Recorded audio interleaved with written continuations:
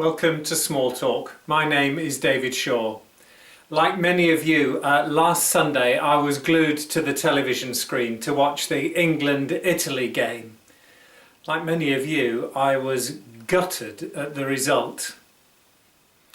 When I was a lot younger, I was a goalkeeper, and I don't ever remember saving a penalty, but I was struck by the penalties that were saved.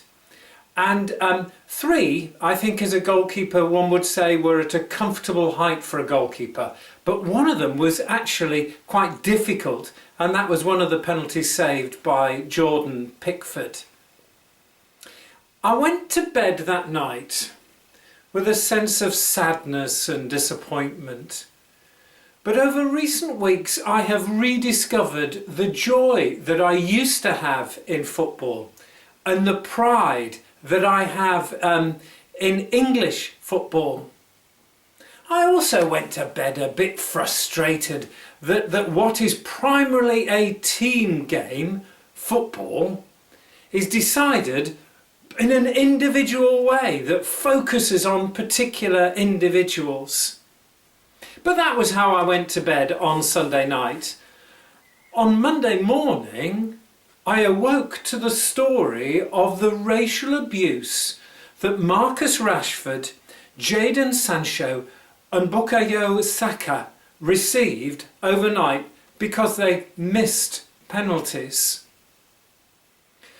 One of the things that I have learned in the last 16 months, particularly trying to learn the lessons that the Black Lives Matter movement has shown, is that silence by white people, people like me, is seen as complicity.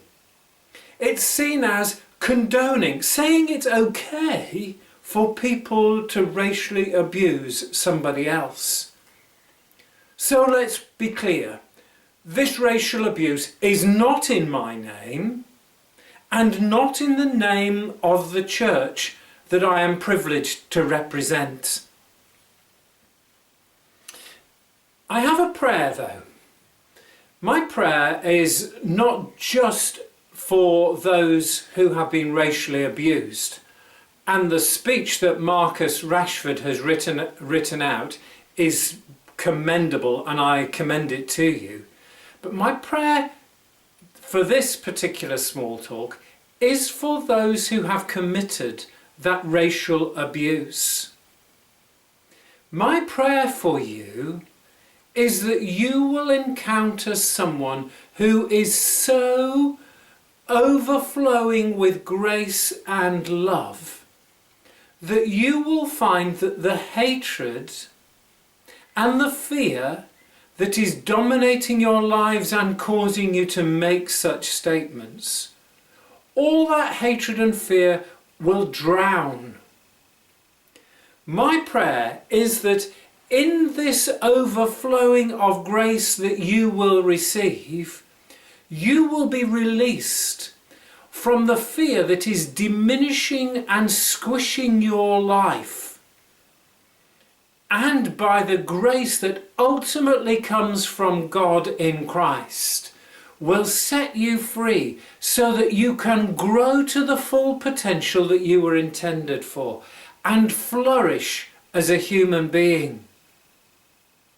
In my mind, I've had a picture of the scene from the film The Shack, where the so-called father figure, Papa, God the Creator, is this wonderfully warm, gracious black woman. May you, the perpetrators of this vile abuse, discover someone who can set you free through grace.